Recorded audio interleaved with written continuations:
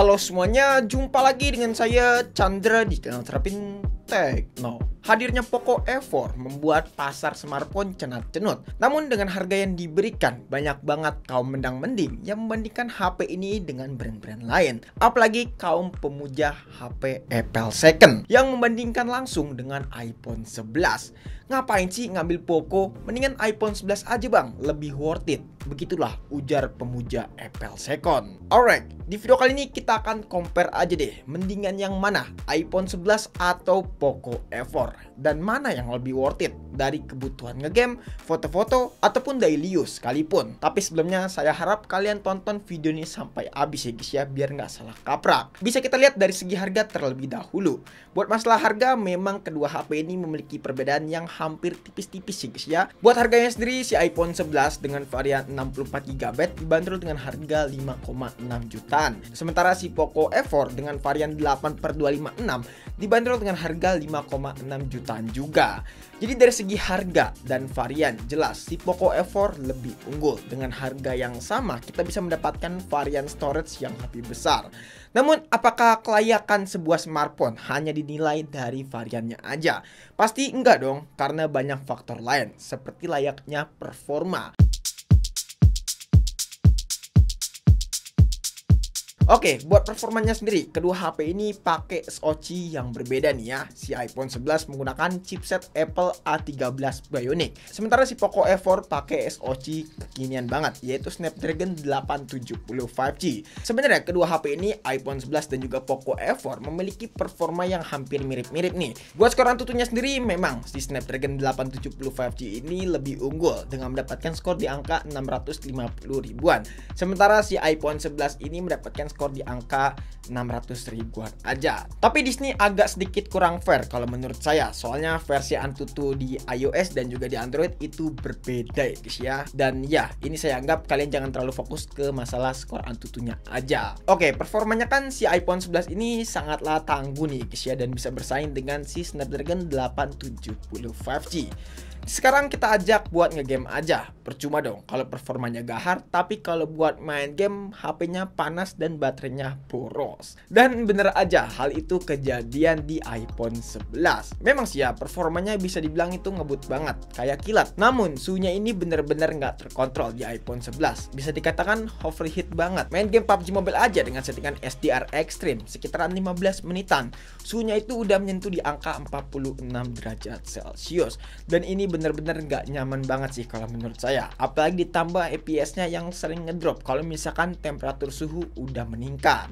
Lain cerita dengan si Poco F4, settingan SDR Extreme buat main game PUBG Mobile selama 20 menit suhunya itu adem-adem aja di angka 39 derajat Celcius.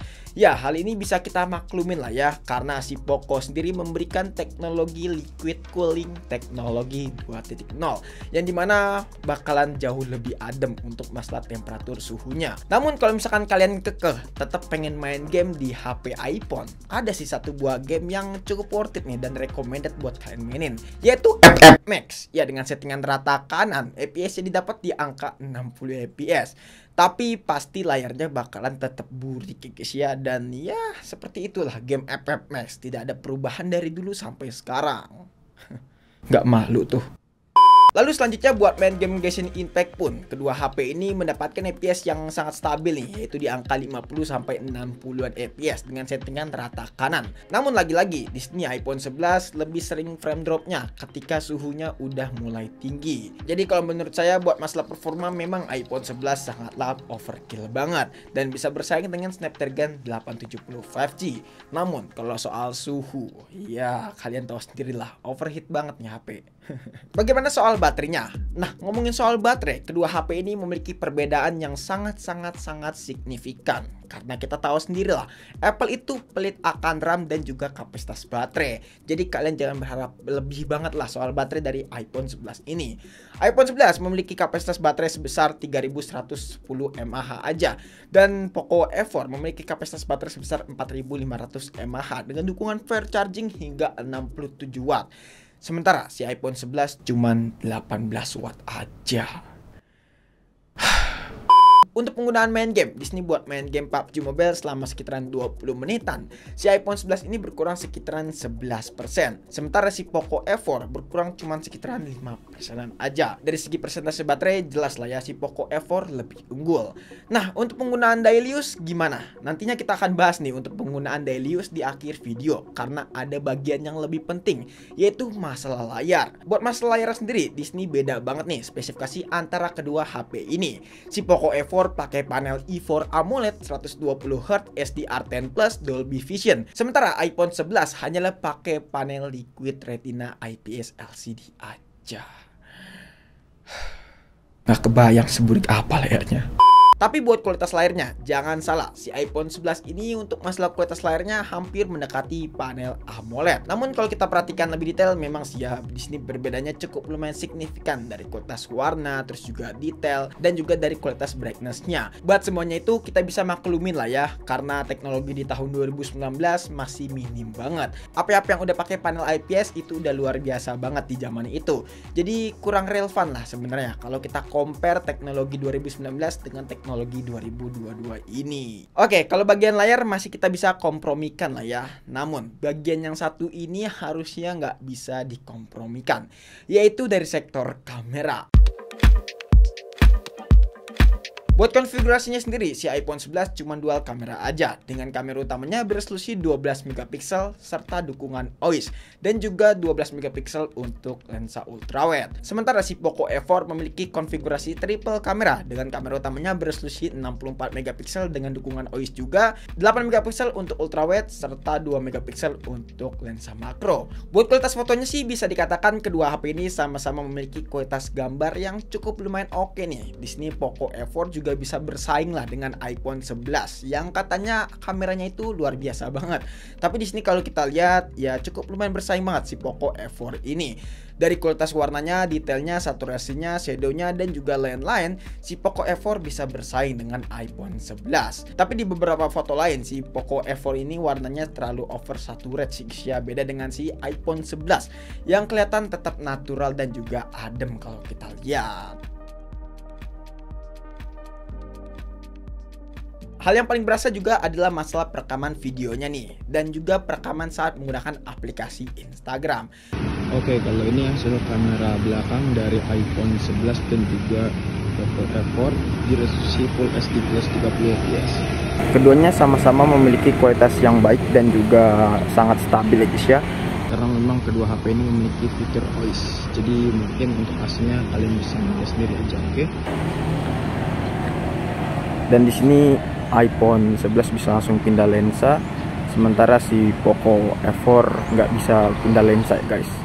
Oke guys, jadi ini adalah hasil rekaman kamera depan dari iPhone 11 dan juga Poco F4 di resolusi Full HD plus 30 fps. Untuk hasilnya kurang lebih seperti ini, mungkin kalian bisa nilai sendiri aja. Di sini Poco F4 terlihat gelap ya kalau kena sinar matahari. Di sini beda jauh banget lah ya iPhone 11 dan juga Poco F4 kalau kita compare dari hasil rekaman video.